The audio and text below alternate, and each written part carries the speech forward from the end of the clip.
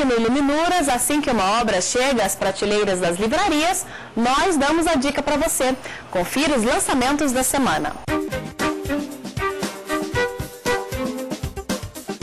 Manual de Rotinas Trabalhistas, Problemas Práticos na Atuação Diária, de Rony Genículo Garcia, editora Atlas. De Guilherme Feliciano, das Cooperativas na Perspectiva Luso-Brasileira, Comercialidade e Participação Social, LTR Editora.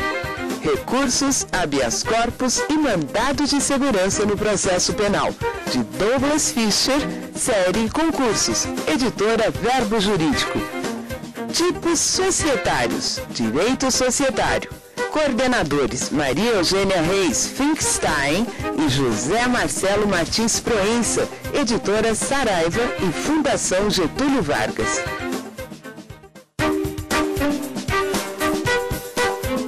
Hoje o encontro com o autor recebe o juiz do trabalho e professor de curso preparatório Rogério Neiva Pinheiro.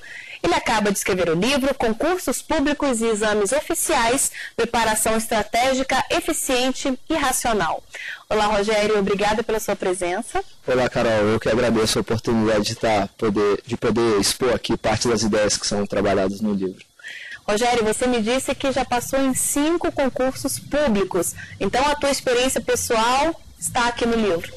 Na verdade, esse livro envolve não apenas, ele é fruto não apenas da minha experiência de candidato e professor de curso preparatório, trabalho que eu venho desenvolvendo há mais de 10 anos, ou seja, com preparação para concurso e exames, né, no caso envolvendo também o exame da OAB, é algo que faz parte da minha vida há mais de 10 anos, de modo que esse trabalho envolve não apenas o aspecto empírico correspondente à minha experiência de candidato e professor de curso preparatório, como também outros aspectos. É preciso entender, né, antes de mais nada, que a preparação para o concurso é um empreendimento como outro qualquer, que demanda esforço, que demanda investimento.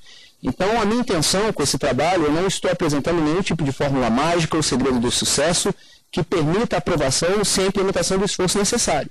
A minha intenção é apresentar um conjunto de estratégias e técnicas voltadas à busca de eficiência e maximização, otimização do esforço empreendido na preparação.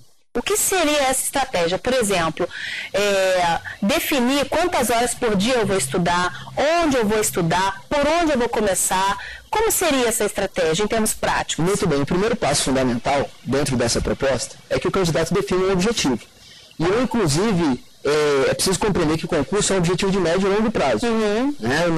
O concurso não pode ser encarado como uma meta de curto prazo. Então, o primeiro passo fundamental é que o candidato define um objetivo. E eu trabalho, inclusive, no livro, alguns conceitos sobre como definir o objetivo, envolvendo algumas construções da psicologia do trabalho.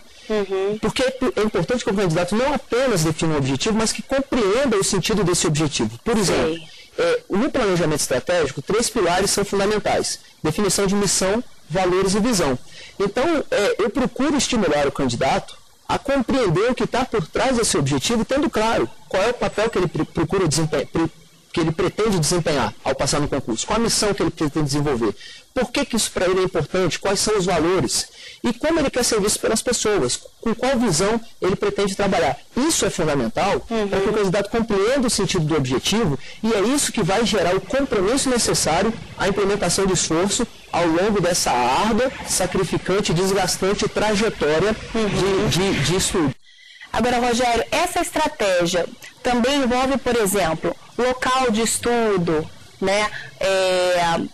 O candidato decidir o que ele vai estudar primeiro, o que ele vai estudar depois, se ele vai estudar sozinho, se ele vai pedir ajuda de alguém. Então, o primeiro passo envolve a definição de um objetivo. O segundo passo envolve a definição de um programa. Programa envolve matérias e conteúdos.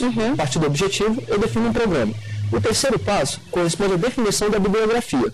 E o quarto passo corresponde ao levantamento do tempo que será disponibilizado para o estudo e a alocação desse tempo. Aí você pode me perguntar, como definir uma bibliografia? Né? E aí eu trabalho no livro alguns conceitos na busca de eficiência e racionalidade de como definir uma bibliografia. Eu trabalho, por exemplo, alguns conceitos envolvendo aspectos qualitativos, quanto a bibliografia a ser estudada, e aspectos envolvendo eficiência. Por exemplo, eu vou te fazer uma pergunta, né? Vamos imaginar que você vai fazer um concurso que existem matérias que têm um nível de importância maior do que outras. E a importância da matéria ela vai se refletir no concurso quanto à quantidade de questões, a pontuação atribuída a essas questões e a dificuldade das questões. Existem manuais, em termos de bibliografia, que são mais analíticos e mais sintéticos, mais resumidos. E aí eu te pergunto, as matérias mais importantes, você iria estudar por manuais ou deveria, na busca de eficiência, estudar por manuais mais analíticos ou mais sintéticos? Manuais, matérias importantes, mais analíticos. Já as matérias de menor importância, vou estudar por manuais mais sintéticos. Porque as questões vão ser mais difíceis e tudo. Né? Exatamente. Isso vai fazer com que você empreenda um nível maior de esforço e tempo, naturalmente, a partir da bibliografia, nas matérias mais importantes. E aí, é preciso entender, quanto à bibliografia, que os manuais mais analíticos, eles vão demandar um tempo maior por página e uma quantidade maior de páginas. Já os manuais sintéticos vão demandar um tempo por página menor e uma quantidade de páginas menor. E eu desenvolvi uma ferramenta, dentro dessa estratégia, um sistema que calcula quanto cada matéria pesa em termos de esforço necessário, considerando esses aspectos. Nessa ferramenta, eu calculo em quanto tempo eu mostro para o candidato quantas horas ele deve estudar por cada matéria, conforme uma lógica matemática que eu desenvolvi, e em quanto tempo ele vai terminar de estudar para o concurso. Entendi, uma fórmula, ou seja, meu concurso vai ser daqui a 1 ano. Então, nesse 1 ano, durante um tempo X, eu vou estudar, sei lá, direito constitucional, durante um tempo Y, tributário, que de repente é mais complicado. Se você disser para o sistema que você precisa se preparar em 1 ano, né, o nome do sistema é Tuctor, né, é uma ferramenta Brigadeiro Web que fica no site www.tuctor.com.br e está explicado no livro. Ele mostra para você, se você diz que precisa terminar de se estudar em 1 ano, o sistema mostra para você o seguinte: se você não estiver terminando em 1 ano, ele mostra para você ou que você precisa mudar sua bibliografia, por exemplo, adotando manuais um pouco menos analíticos, que vão te demandar um tempo menor, ou aumentando a carga horária semanal de estudos.